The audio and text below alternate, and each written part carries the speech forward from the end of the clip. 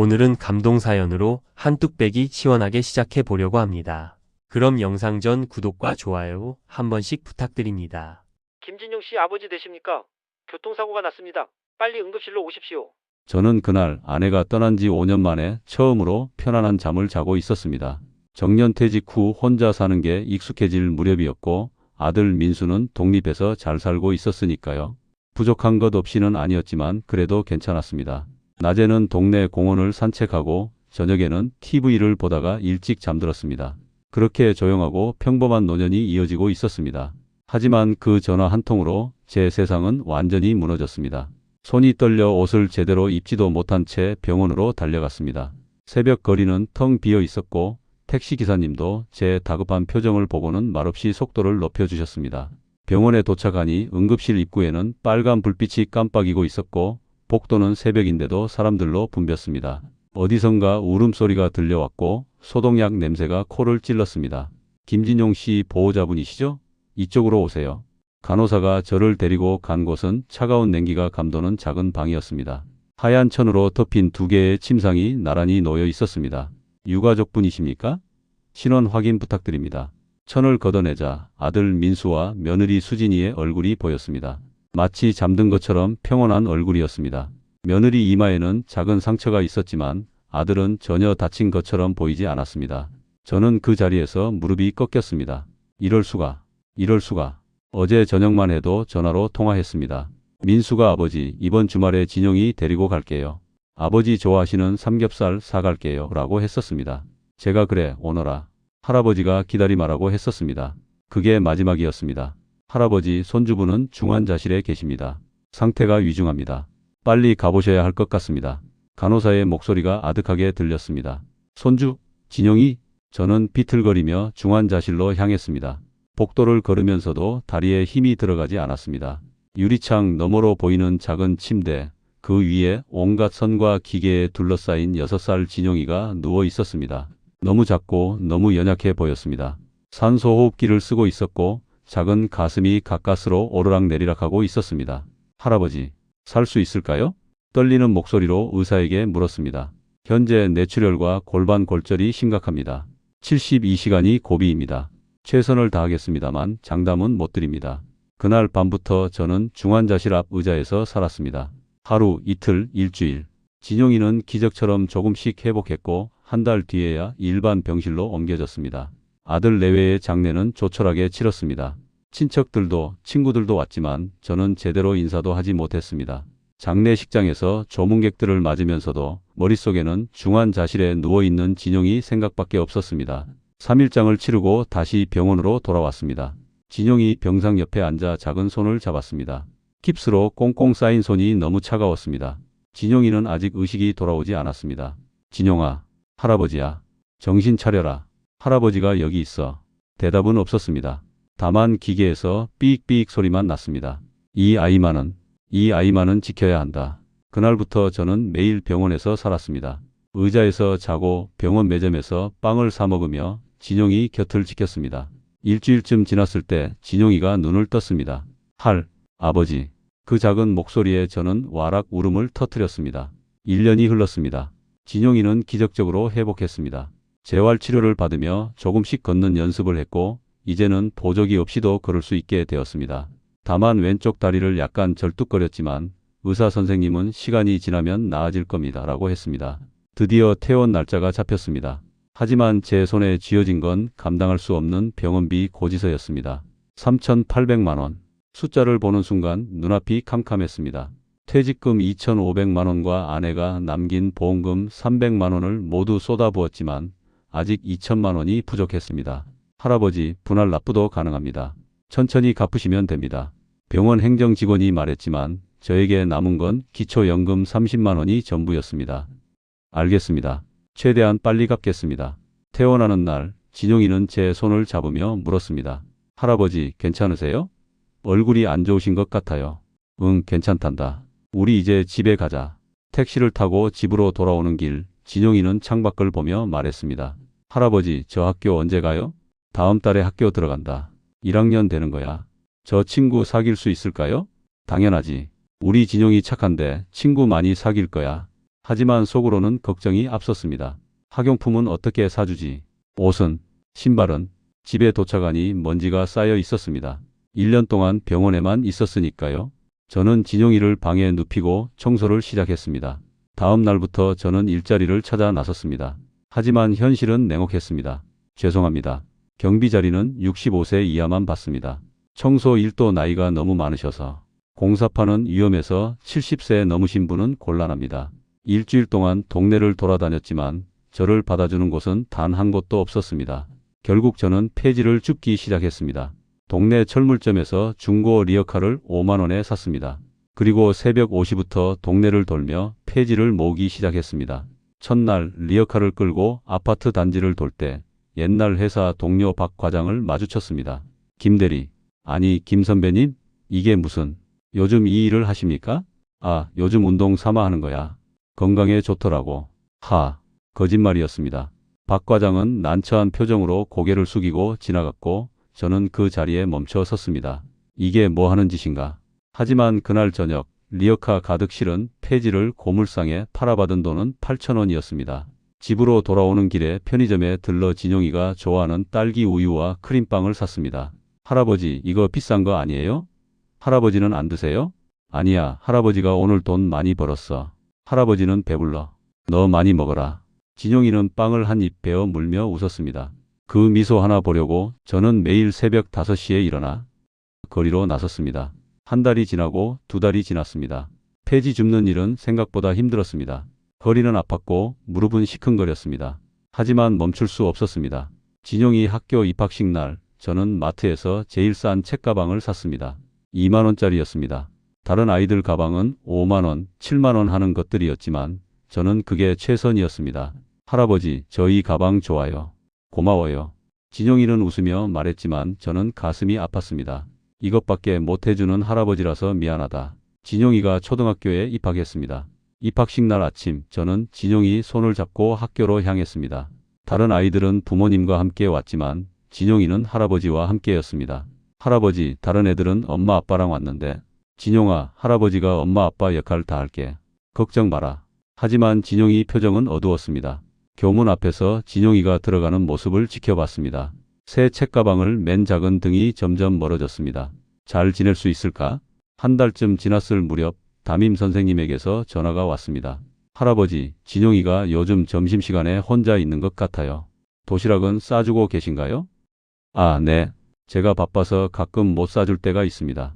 거짓말이었습니다. 매일 못 싸줬습니다.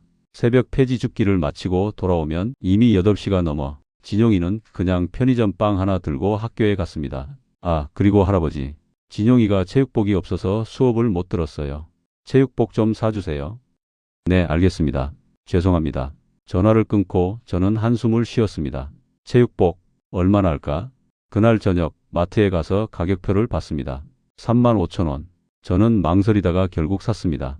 그날 폐지판 돈 전부였습니다. 그날부터 저는 더 일찍 일어나기로 했습니다. 새벽 4시에 일어나 폐지를 주우고 6시 반에 집에 돌아와 진용이 도시락을 싸주기 시작했습니다. 계란말이가 전부였지만 그래도 직접 만든 밥이었습니다. 진용아, 오늘 도시락 맛있게 먹어. 네. 하지만 진용이는 점점 말이 없어졌습니다. 오늘 학교 어땠어? 그냥요. 친구들이랑 잘 지내니? 네.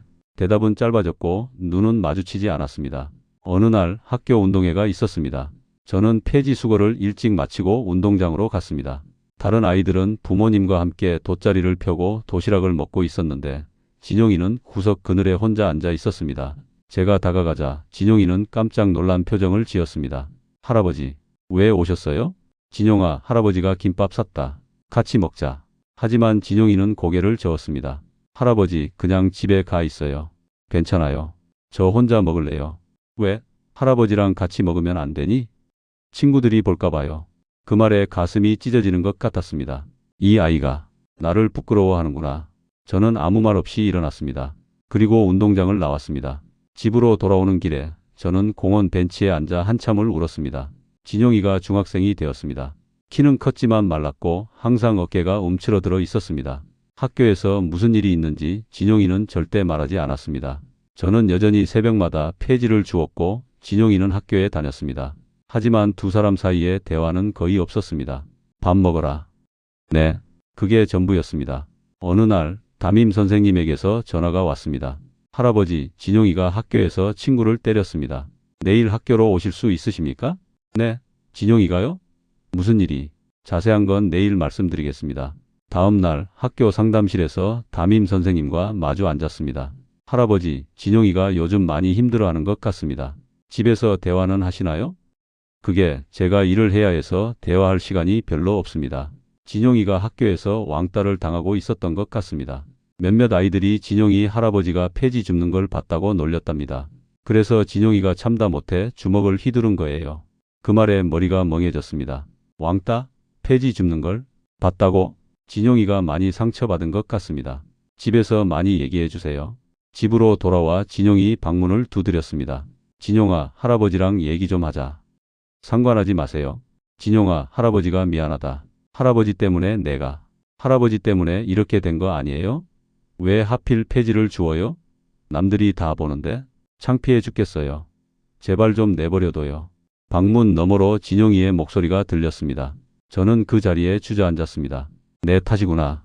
다 내 탓이야. 그날 밤 저는 폐지 줍는 일을 그만둘까 생각했습니다. 하지만 다른 일을 할 수도 없었고 병원비는 아직도 1,500만 원이나 남아 있었습니다. 결국 저는 더 멀리 진용이 학교에서 먼 동네로 가서 폐지를 줍기 시작했습니다. 고등학생이 된 진용이는 이제 거의 말을 하지 않았습니다. 학교에서 돌아오면 현관문을 열고 곧바로 방으로 들어갔습니다. 다녀왔습니다라는 인사도 없었습니다.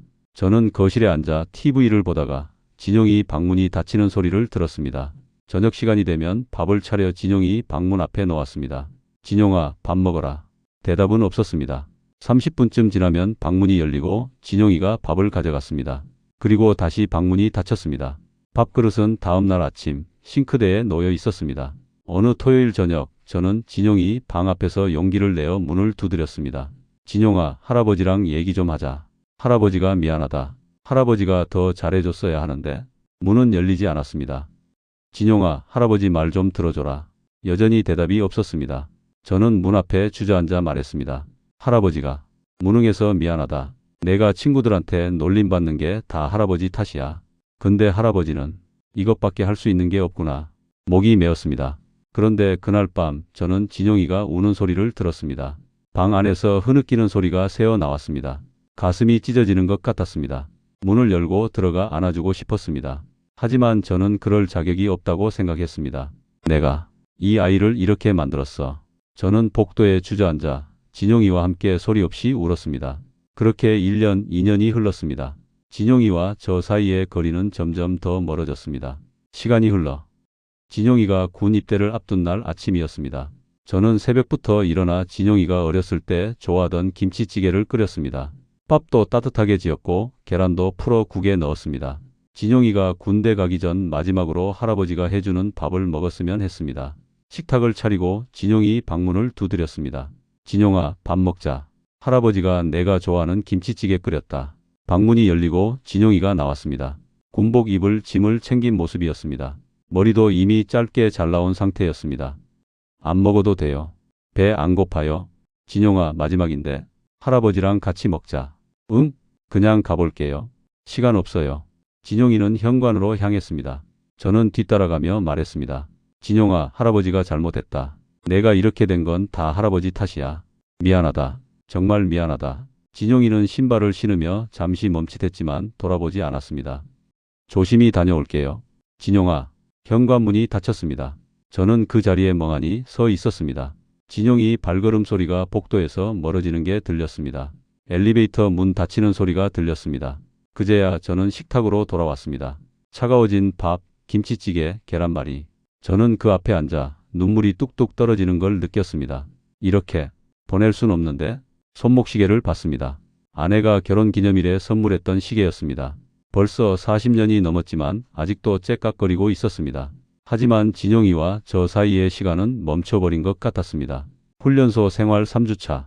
진용이는 동기들과 함께 내무실에서 쉬고 있었습니다. 훈련이 끝난 저녁 시간 동기들은 가족 이야기를 나누고 있었습니다. 야, 너희 부모님 면회 오시냐? 한 동기가 침대에 누워 천장을 보며 물었습니다. 응, 우리 엄마가 이번 주에 오신대. 치킨이랑 피자 사가지고 온다고. 내가 군대 음식 못 먹는다고 걱정하시더라. 와, 부럽다. 나는 아빠가 오신다고 했어. 엄마는 동생 돌봐야 해서 못 오시고. 그래도 아빠가 용돈 많이 주신대. 너희 좋겠다. 나는 부모님 다 바쁘셔서 면회 못 오신대. 대신 택배로 과자 보내주신다고 하셨어. 그래도 부모님 계시잖아. 나중에라도 보러 오실 거고. 동기들은 웃으며 가족 이야기를 나눴습니다. 누구는 엄마가 뭘 해주신다고, 누구는 아빠가 격려 편지를 쓰셨다고, 누구는 여자친구가 면회 온다고. 진용이는 침대에 누워 그 이야기를 듣고 있었습니다. 가슴 한구석이 무너지는 것 같았습니다. 나는 엄마도 아빠도 없는데? 진용이는 이불을 머리까지 뒤집어 썼습니다. 눈을 감았지만 잠은 오지 않았습니다. 면회, 누가 오겠어? 할아버지는 여기까지 오시기도 힘드실 텐데. 훈련소는 집에서 3시간이나 걸리는 곳이었습니다. 할아버지는 이미 이른이 넘으셨고 허리도 안 좋으셨습니다. 그리고 무엇보다 진용이는 할아버지께 면회 오시라는 말을 할 용기가 없었습니다. 내가 할아버지한테 뭐라고 했는데? 입대하던 날 아침 할아버지가 차려주신 밥상을 거절했던 것이 떠올랐습니다. 안 먹어도 돼요 라고 차갑게 말했던 자신의 목소리가 귓가에 맴돌았습니다. 김진용, 너는 어떠냐? 부모님 오시냐? 옆 침대 동기가 물었습니다. 진용이는 잠시 망설이다가 대답했습니다. 아니, 우리 부모님은 안 계셔. 아, 미안. 그럼 형제는? 없어. 혼자야. 그렇구나. 미안하다. 동기는 더 이상 묻지 않았습니다. 진용이는 다시 이불 속으로 얼굴을 묻었습니다. 나는 정말 혼자구나. 그런데 그 순간 이상하게도 할아버지 얼굴이 떠올랐습니다. 진용이는 창밖을 바라봤습니다. 어두운 밤하늘에 별이 빛나고 있었습니다. 어렸을 때 아빠가 말했던 게 기억났습니다. 진용아, 하늘의 별은 하늘 날아간 사람들이야. 엄마 아빠도 나중에 별이 되어서 진용이 지켜볼 거야. 그런데 그 순간 진용이는 깨달았습니다. 아니야. 나한테는 할아버지가 있었잖아. 새벽 5시에 일어나 폐지를 주우셨던 할아버지. 헌 옷을 입으면서도 자신에게는 새 운동화를 사주려 하셨던 할아버지. 학교 운동회 때 김밥을 사 들고 오셨다가 자신의 말 한마디에 돌아가셨던 할아버지. 할아버지. 진용이는 속으로 할아버지를 불렀습니다. 할아버지, 나 때문에 얼마나 힘드셨을까? 진용이 눈에서 눈물이 흘러내렸습니다. 옆 침대 동기가 물었습니다. 야, 너 왜 그래? 무슨 일 있어? 아니야. 괜찮아. 하지만 진용이는 눈물을 멈출 수 없었습니다. 그날 밤 진용이는 화장실로 달려가 펑펑 울었습니다. 세면대에 얼굴을 묻고 소리내어 울었습니다. 할아버지, 죄송해요. 정말 죄송해요. 12년 동안 할아버지가 해주신 것들이 주마등처럼 지나갔습니다. 병원에서 1년 동안 곁을 지켜주셨던 것, 매일 새벽 폐지를 주우며 자신을 키워주신 것, 자신이 밥을 안 먹어도 매일 밥상을 차려주셨던 것. 나는 할아버지한테 너무 못됐어. 진용이는 떨리는 손으로 편지를 썼습니다. 할아버지, 미안해요. 제가 정말 못된 놈이었어요. 할아버지가 저한테 해주신 거 이제야 알았어요. 할아버지가 폐지 주우신 거, 창피하다고 했던 거. 정말 죄송해요. 할아버지는 저를 위해서 그러신 건데 저는 할아버지 마음도 몰랐어요. 사랑합니다, 할아버지. 제가 꼭 훌륭한 사람 되어서 할아버지 편하게 모실게요. 편지를 봉투에 넣고 진용이는 다시 한번 울었습니다. 2년 후 부사관으로 복무 중인 진용이는 첫 월급을 받았습니다. 250만 원. 처음으로 자신이 번 돈이었습니다. 진용이는 그날 휴가를 받아 집으로 향했습니다. 기차를 타고 버스를 타고 오랜만에 돌아온 동네는 예전 그대로였습니다. 아파트 입구에 들어서니 할아버지가 리어카를 끌고 오시는 모습이 보였습니다. 거리는 더 굽었고 걸음걸이도 느렸습니다. 할아버지, 진용이가 소리쳤습니다. 할아버지가 깜짝 놀라 돌아봤습니다. 용아? 할아버지. 진용이는 달려가 할아버지를 꽉 껴안았습니다. 할아버지 몸에서 땀 냄새와 함께 익숙한 냄새가 났습니다. 할아버지 보고 싶었어요. 나도 보고 싶었다. 할아버지 목소리가 떨렸습니다. 집으로 돌아와 진용이는 할아버지가 해주신 저녁을 먹었습니다. 여전히 김치찌개와 계란말이였습니다. 할아버지, 맛있어요. 역시 할아버지가 해주신 밥이 제일 맛있어요. 그래? 많이 먹어라. 할아버지는 웃으셨지만 눈가가 촉촉했습니다. 저녁을 먹고 나서 진용이는 작은 상자를 꺼냈습니다. 할아버지, 이거 선물이에요. 제 첫 월급으로 샀어요. 상자를 열자 새 손목시계가 들어 있었습니다. 이게 비쌌을 텐데.